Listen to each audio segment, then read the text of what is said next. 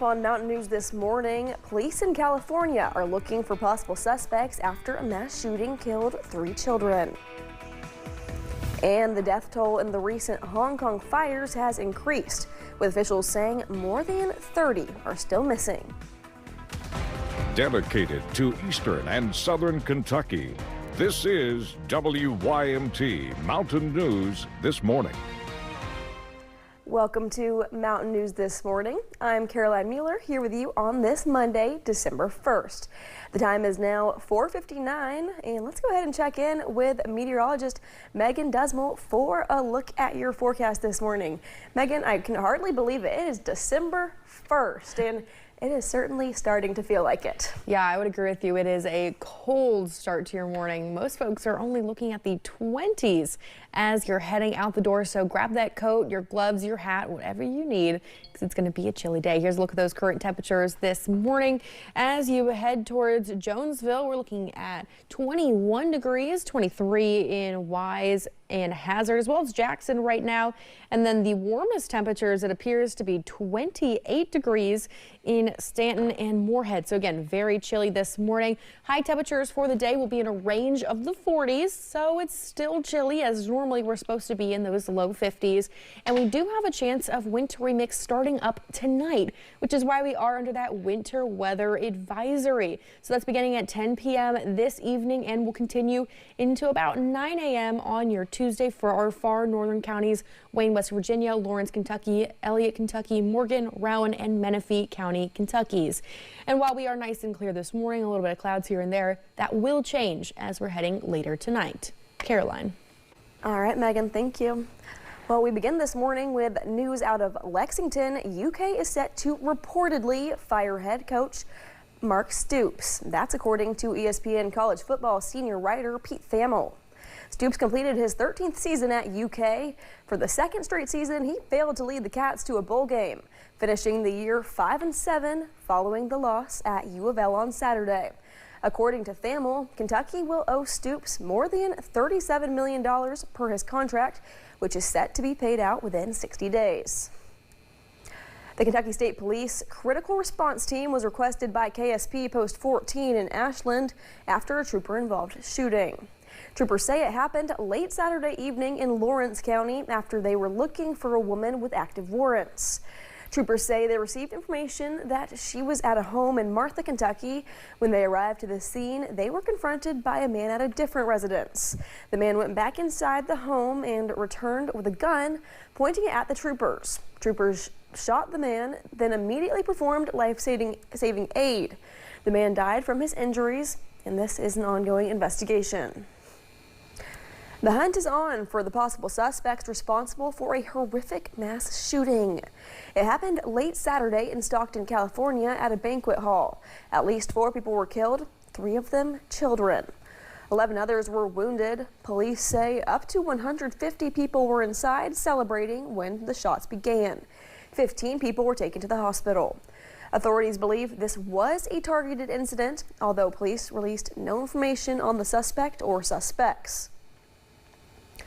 The death toll is on the rise in Hong Kong after the recent fires. That's now looking to be 146 people, with police estimating the search of all 7 buildings will conclude within 3 to 4 weeks. Speaking at a news conference on Sunday, a police spokesperson said they are not ruling out the possibility that the number of dead from the inferno will increase. Some bodies had been found in stairwells and on rooftops where residents had tried to flee. More than 40 people are still considered to be missing in the fire. Authorities said the fire alarms at the complex home to over 4,600 people had not been working properly. President Trump is back in Washington, D.C. today after spending the Thanksgiving weekend in Florida. While flying back to the nation's capital, the president confirmed that he had recently spoken with Venezuelan President Nicolas Maduro, but he declined to provide details. News on the call comes as some lawmakers are voicing support for congressional reviews of the Trump administration's military strikes on boats suspected of transporting drugs in the Caribbean Sea and Eastern Pacific Ocean. The administration says the strikes are aimed at cartels, some of which it says are controlled by Maduro. Because we consider Venezuela to be not a very friendly country. They send millions of people, really, and probably a number in excess of that. And a lot of those people shouldn't be in our country, from jails, from gangs, from drug dealers. President Trump said the administration will look into the question of so-called second strike on a vessel on September 2nd, adding that he would not have wanted that. President Trump says he's canceling any executive action from former President Joe Biden that was signed using an auto pen. He also claimed that Biden's use of the auto pen proves he was not in charge or involved in the signing process. Presidents have long used an auto pen to sign documents, including President Trump. In 2005, the Justice Department concluded presidents do not need to personally sign a bill in order for it to be legally valid. Millions of SNAP food benefit recipients may soon have to meet new work rules to keep their benefits. The Republican-backed Big Beautiful Bill now requires at least 80 hours of activity each month for a much wider group of people. A Congressional Budget Office report says that will mean 2.4 million fewer people getting benefits on average each month. States are reporting confusion, rushed timelines, and technology systems not ready to implement the change. As a result, some recipients could lose food aid as soon as January. Severe weather is slamming parts of the country as millions of Americans head home from celebrating the Thanksgiving holiday. Snowstorms in the Northeast and Midwest crippled interstates and caused ripple effects on air travel nationwide. Bradley Blackburn is tracking the latest.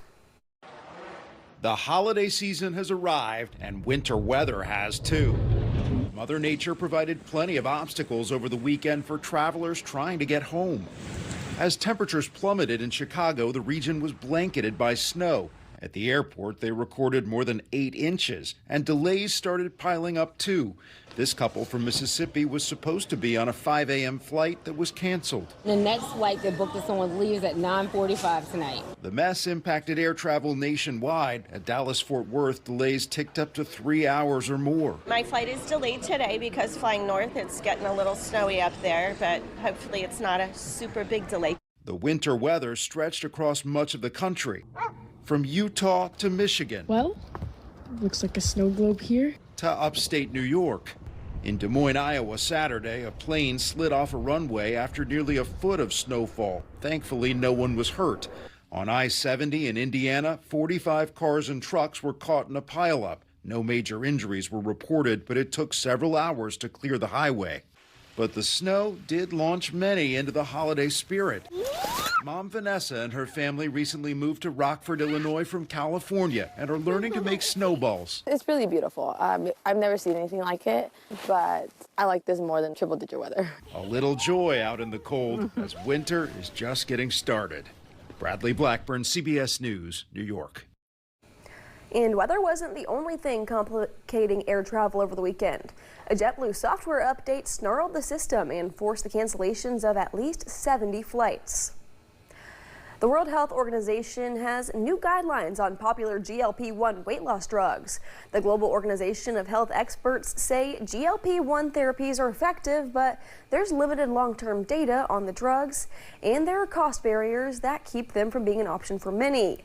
The WHO recommends using the drugs with behavioral therapy to minimize and sustain weight loss. Thanks for getting your day started with us here on Mountain News this morning. It was a busy weekend for everyone, especially those shoppers trying to get the Christmas list checked off.